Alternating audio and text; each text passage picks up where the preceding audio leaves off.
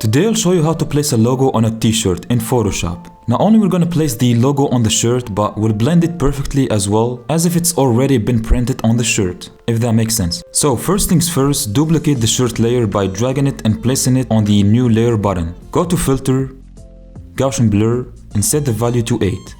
Then click OK. Now hit Ctrl S and save this layer on your computer, and you will see why we did that later. And then delete that layer.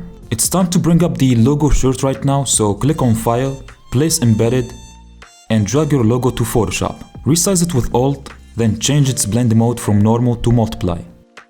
Go to Filter, Distort, click on Displace, then change the value of these two options to 15, then hit OK. After that, click on the shirt layer we just exported, and you will see by doing it this way, the logo is gonna blend perfectly with the shirt. Finally, you can right-click the logo layer, blending options, then hold Alt and drag this arrow a little bit to the left. If you found this very helpful, please like and subscribe. Also, feel free to watch this next tutorial.